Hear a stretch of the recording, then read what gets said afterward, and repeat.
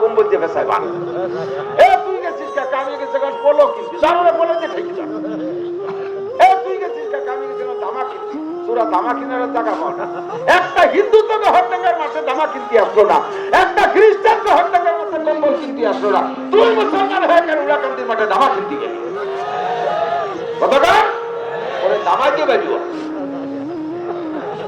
সোরা জামা কিনতে আসা তুমি 40 কিলো 50 কিলো মাইল বাইসাইকেল চালায় উলাকান্দি যাইতে পারো কেন তুমি কাশিনের থেকে 50 কিলো বাইসাইকেল চালায় গহরডাঙ্গার ময়দানে আসতে পারলে না অবশ্যই তুমি বাইসাইকেল চালায় আসতে পারতে এটা যৌবনের কারণ আমার ভালো করে মনে আছে চালাই পুকুরের মধ্যে যখন পড়তাম তখন আমি বাইসাইকেল চালায় গহরডাঙ্গার মাহফিলে ওয়াজ শুনতে আসছি আমরা ছাত্ররা আসতাম আবার বাইসাইকেল চালায় চলে যাইতাম রাতের বেলা আল্লাহু আকবার এটা হলো যৌবনের কারণ এখন দামি প্রাইভেট কার তাই আসতে বিরক্ত লাগে যৌবনে যা পারা যায় বার্ধক্যে তা পারা যায় না তার জওয়ানি তওবা করতেন শিরবায়ে পয়তুন বারিস আপনি পিনি গুরকে জালেন নিশাবাত পরহেজগার বেশ কিছুদিন আগে সুন্দরবন এলাকায় গিয়েছিলাম মাহফিল করতে এবার মাহফিল শেষ করে যাব সুন্দরবন ভিতরে দেখতে সুন্দরবন যে জায়গাতে যাবো ওই জায়গা ছোট্ট একটা খাল খালের উপরে একটা সার দেওয়া বাঁশের সার পারে উপার যাব এবার সারের এই পাশে দাঁড়ায় উপার দেখি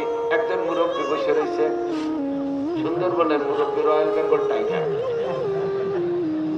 বিশ্বাস না দেখেই আবার কাম 12টা বাজে গেছে আমি কার উপার যাবো না এই সারি বা 12 হবো কি করে সারের গোড়ায় তো বসা যারা সাথে আছে তারা বলে ওই বাঘটা এখানে প্রায় 1 সপ্তাহ পর্যন্ত কি যে খায় আল্লাহ ভালো জানে নড়াচড়া কোনো শক্তি নাই বসে আছে আল্লাহ বিল্লে করতেছে আগে লাভ দিলে সামনের দিকে 22 চাইতো এখন লাভ দিতে গেলে প্রতিবারে 3 হাত পিছনে যায় সেটুকু উঠতে পারে না এই যদি জায়গায় বসে বসে তসবিহ তাহলিল আল্লাহ বিল্লে আছে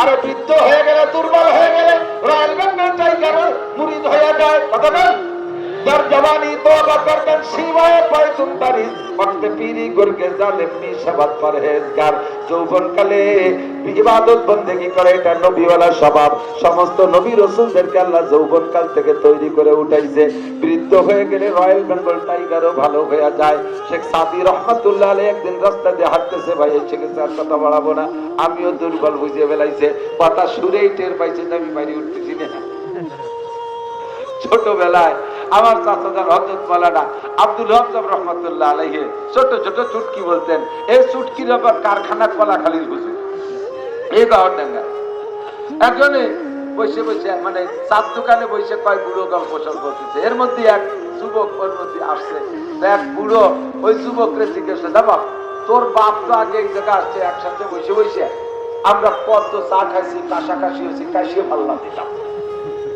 তোর বাপ কি বেঁচে আছে না মারা গেছে দেইনি তো 2-3 মাস কাকা বেঁচে আছে বাড়ি খায় কাশের কি অবস্থা কাশ সারছে বলে হ্যাঁ কাশ সেরে গেছে তো কি খাইয়ে সারলো কদিন না আমার তো কাশই সারতেছে না বল না কোনোটা লাগে না ওষুধপাতি লাগে না এই কাশতে কাশতে বল বানাচ্ছে এমনি সারাতেছে বল থাকলে আরো কিছুদিন কাটতে হবে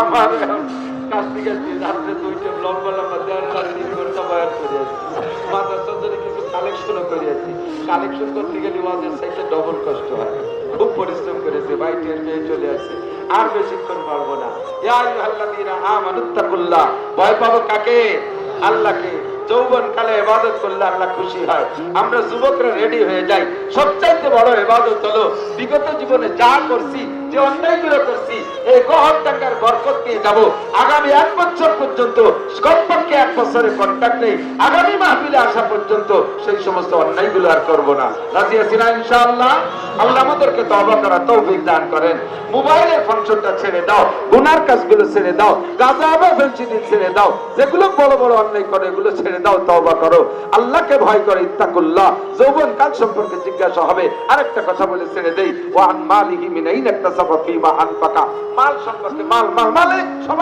সবাই কান খাড়া করে মাল সম্পর্কে জিজ্ঞাসা হবে কোত্থেকে কামাই করছে কোথায় খরচ করছে দুনিয়া কথা একটু কইয়া তুমি ছেড়ে দাও এই কোত্থেকে কামাই করছে বললে একদল বলবে আল্লাহ খরচ একটা তুমি শুনো না তুমি আমার ইনকাম শুনলেই থেমে যাবা আল্লাহকে কেমন কি ইনকাম করলি কয় শোনো আমি শেষ রাতে তাহাজ্জুদ করছি 12 তাসবিহ আদায় করছি ফজর পর্যন্ত জিকির করছি, মুনাজাত করছি। ফজরে আজান হইলে ঘরে দাঁড়াইয়া আমি সুন্নত পড়ছি। সুন্নত ফজরের সুন্নত ঘরে পড়া সুন্নত, এবং প্রথম রেখাতে কুলিয়া কাফিরুন, দ্বিতীয় রেখাতে কুলহু। এভাবেই আমি সারা জীবন করে ফজরের সুন্নত ঘরে করিয়া ফজরের নামাজ জামাতের সাথে আদায় করেছি। নামাজের পরে তাকবীরুল্লাহর সাথে নামাজের পরে এরপরে 2.5 ঘন্টা দাওয়াতের কাজ করছি মহল্লায়। যারা যারা নামাজ পড়ে নাই তাদেরকে ডাকছি। এরপরে ইশরাকের নামাজ পড়ছি। বাসায় গিয়ে আধা পারা কোরআন শরীফ তেলাওয়াত করছি। বাসায় যা রান্না হয়েছে ছেলে মেয়ে নিয়ে এক দস্তরখানে সুন্নতি তরিকায় খানা খেয়ে ভ্যান খান নিয়ে বেরোইছি। সারা দিন করে ভ্যান চালাইছি। যখনই আজান দিয়েছে আমি সাথে সাথে আর একটা প্যাডেল মারি নাই। যাত্রীদেরকে বলে নিছি, ভাই আজান হওয়ার পরে কিন্তু আমি সামনে বাড়বো না, তুমি আমার সাথে নামাজ পড়বা, নইলে তুমি আরেক ভ্যানে চলে যাবা, আমি কিন্তু তাকবীরুল্লাহ ছাড়তে পারবো না। এভাবে 5 ওয়াক্ত নামাজ তাকবীরুল্লাহর সাথে পড়েছি। রাতের বেলা বাসায় ফিরছি, এসে ইশার নামাজ পড়ে ওয়াকিয়া মুলুক পড়িয়া এরপরে বাচ্চা কাচ্চাদের গেলে সুন্নতি তরিকায় খানা খাইছি। জীবনে কোনোদিন যাত্রীদের সাথে সিটারি বাটপারি করে পয়সা কামাই করি নাই। যার কাছে যে যাত্রী দেশে তাই খুশি থাকছি, কন্ট্যাক্ট করে পয়সা নেই নেই। আল্লাহ বলো, আমি এই রক্ত পানি করা টাকা আমি এইভাবেই খরচ ইনকাম করেছি, তাহলে বলো আমার ইনকামের মধ্যে কোনো সমস্যা আছে? আল্লাহ কয় না, তুমি ওকে খরচ করছো কিভাবে তাই একটু কম। এই জায়গায় একটু সমস্যা আছে, পয়সা করি গুলো সপ্তাহে গুছাই গেছে, শনিবারে ব্যারাকের কিস্তি দিছি। আল্লাহ কয় দুটি জ্বালা বাঁধবে, কামাইটা ভালো করছো, খরচটা কোথায় করছো? হাজার হাজার মানুষ হালাল ভাবে ইনকাম করে, কিন্তু বেড়া ক্যাডান্স কারিতাস বিআরটিভি স্বনির্ভর জাগরণী চক্র আশা পত্রিকা গ্রামীণ ব্যাংকের কিস্তিতে এই টাকা পরিশোধ করে, আছে না নাই? ইনকাম ভালো, খরচটা ভালো করেন নাই। আর একজন রাইজে, আল্লাহ আমার ইনকাম বাদ দাও, আমি কিভাবে খরচ করছি তাই শুনলি তুমি খুশি হয়ে যাবা। বলো, যে প্রত্যেক বছর গোবর্ধনা মাদ্রাসায় দিতাম 10 লাখ। আমার এলাকায় যত ভাঙ্গা মসজিদ ছিল সবগুলো করে দিচ্ছি। আমি প্রায় 20 বার উমরা করছি, 5 বার হজ করছি। আমার টাকা দিয়ে জন 50 বিদেশে তবলিগি পাঠাইছি। আর বছরে প্রত্যেক বছর কুরবানি দিতে 2-3 গরু বাজারে সবচেয়ে বড় গুলো কিনে আর 4-5 কেজি রাখতাম, সব বন্টন করে দিতাম।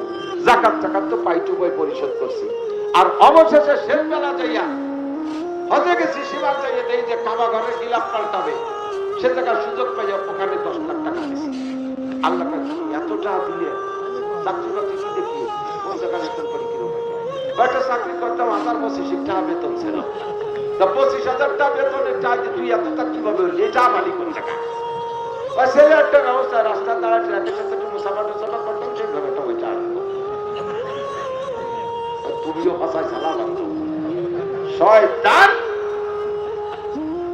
25,000 টাকা বেতনের চাকরি করিয়া এতটা করছিস, টাকা কোথা থেকে কামাইছিস? ডোন মারছিস, মন মারছিস, ঘুষ খাইছিস, চুট খাইছিস, আকাম কুকাম করে টাকা কামাই করছিস, জবাব দিতে পারবে না। লাস্ট ফিনিশিং 3 দিন পর্যন্ত যা শুনছেন, মা যা আমিলা বিমা আলিমা, এতক্ষণ পর্যন্ত এতদিন পর্যন্ত যা শুনছেন, এই কথার পর কতটুকু আমল করছেন? না জানতেন বলদ সাথে আল্লাহ আমি জানি না, আমি বুঝে উঠতে পারি না, আমি বুড়ো মানুষ, আমি রূপ দিদিও সোজা, এত সোজা মানুষ এত পড়াবার প্রশ্ন করো কেন? এই কইয়া বেহা করা এই সেই যেতে পারতেন, কিন্তু জানতি আর কিছু বাকি নাই। 3 দিন পর্যন্ত সব পড়াইছে হুজুর যা, আর নেকা হওয়ার কায়দা নাই। কাজেই যা শুনছেন কিয়ামতে আমলের জবাব দেওয়া লাগবে কি লাগবে না? কথা বলেন লাগবে। তাহলে প্রস্তুতি নেন। আল্লাহ তাআলা আমাদের সকলের অন্তরে আল্লাহর ভয় পরিপূর্ণ তৈরি করে দিক। আর আল্লাহর ভয় রেখে এই 4 প্রশ্নের জবাব দিতে হবে, ভয়টা অন্তরে রেখে 4টি প্রশ্নের জবাব আমাদের সংগ্রহ করে যার তৌফিক দান করেন। সবাই বলি আমিন। ভাষাগত ত্রুটি বিচ্ছেদ মার্জনীয়, কষ্টের সাথে বিক্ষিপ্ত ভাবে এলোমেলো যা বললাম, আমাকে এই ময়দানের বরকত নসিব করে, আপনাদের সকলকে এই ময়দানের বরকত নসিব করে। আল্লাহ তাআলা গহরটাঙ্গার খাদেম হিসেবে আমাদের সকলকে কবুল করে নেয়। সবাই বলি আমিন।